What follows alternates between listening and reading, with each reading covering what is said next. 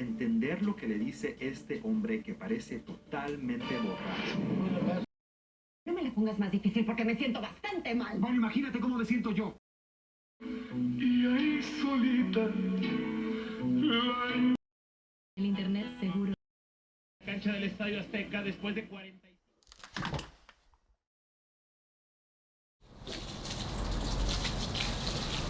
Dinero no me hace feliz, para ti falta yo juego con mi lamo y si mi tú la banca. Ellos son ricos como el pana arca. Estoy pegado porque la meta está muy alta. Vamos a volar, a volar, a volar. Vamos a volar, a volar. Vamos a volar, a volar, a volar. Donde estoy pegado, donde tú no caerás. Neighbors, oh, I wish they'd invite me over.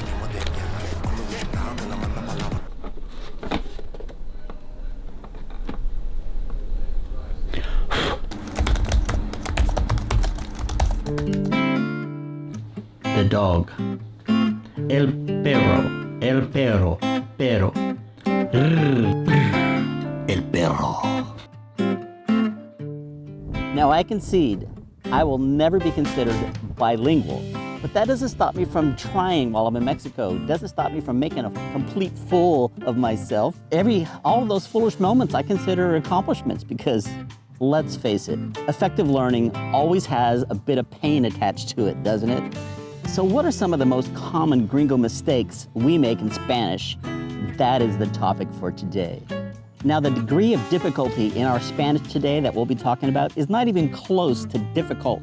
We're talking not even baby steps. We're talking, you know how babies rock on their stomachs before they even learn to crawl? Now we understand each other. Now, if your Spanish is pretty good, you still might want to stick around for just the entertainment factor. All right, y'all ready to do this?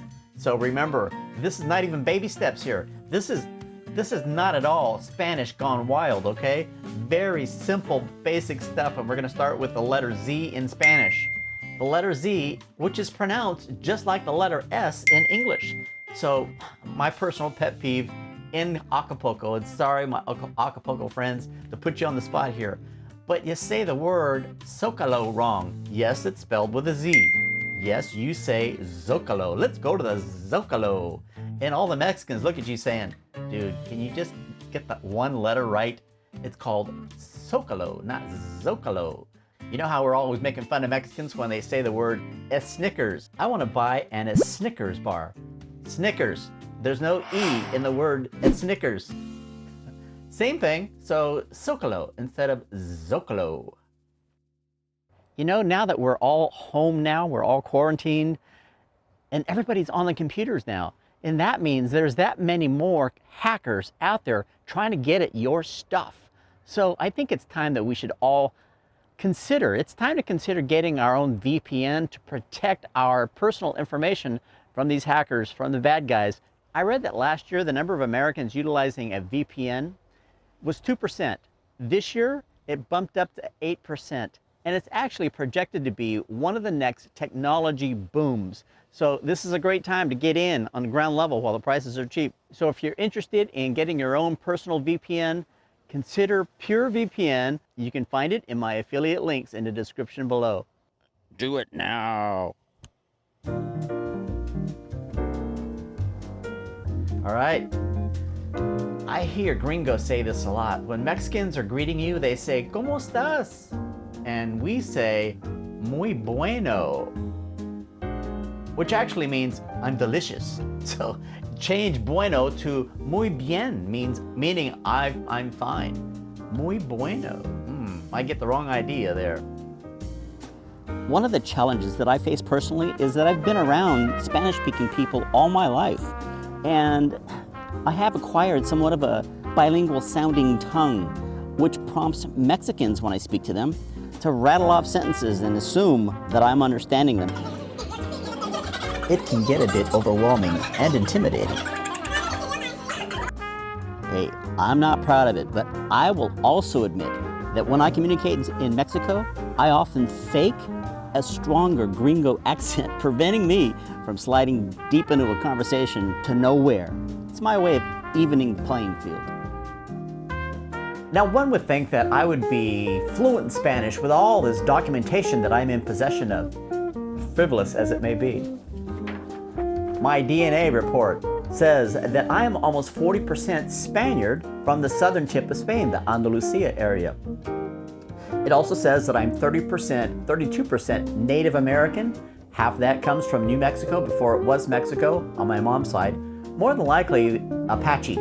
And then the other half of that percentage comes from Central Mexico, my father's side, which is Aztec, Chichimeca, who knows. This plaque was presented to myself and a few of my friends a few years back, and it says that I am an honorary citizen of Acapulco, and it's signed by the Secretary of Turismo. This one's my favorite. This is an actual certified fake birth record from Acapulco. It is embossed, it's signed. This was given to me by a lawyer friend way back in 1994, the first year that I actually spent a year in Acapulco. How did I acquire it? Shh, some things should never be spoken again in Acapulco.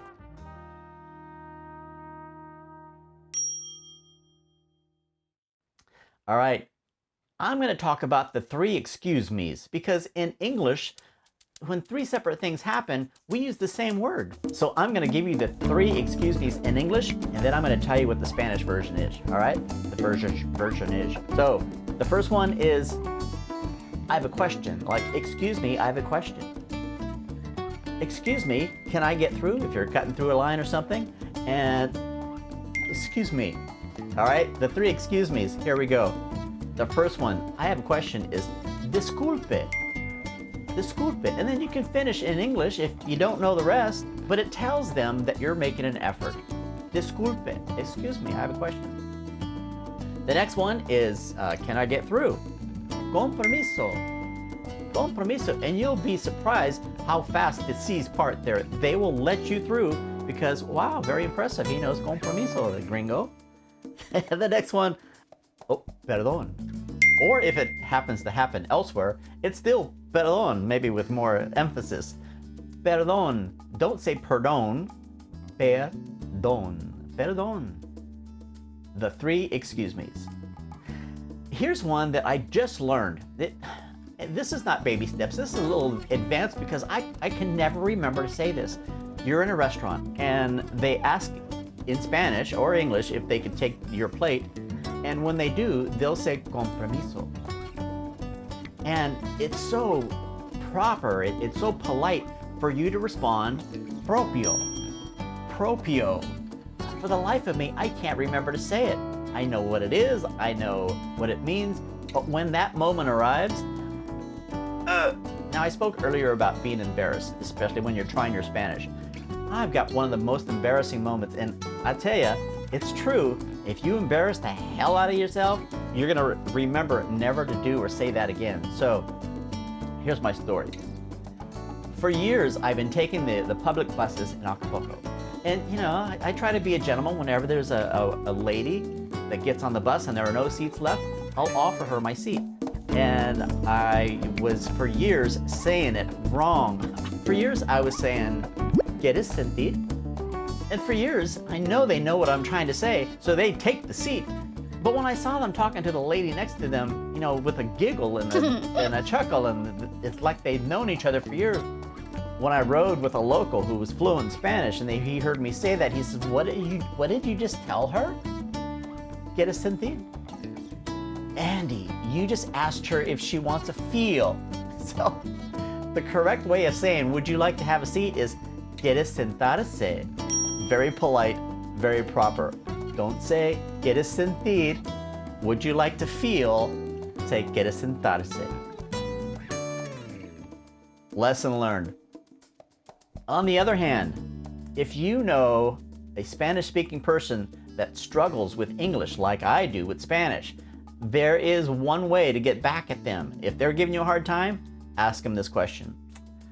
I would like you to say 4 words in English. And I'll say them in Spanish here. I only have English here, so I hope I get it right. Cerveza, oso, barba, pájaro.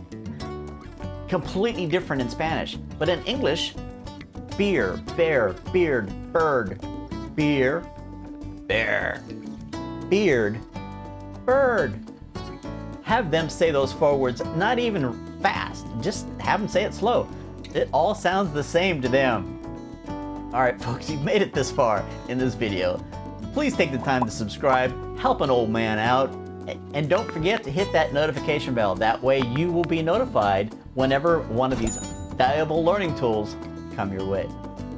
The last part of this video is just remembering the images of Mexico. It's been a long, great year. I can't wait to start again. Hopefully it's soon, knock on wood. So take a moment and enjoy this montage of beautiful Mexico.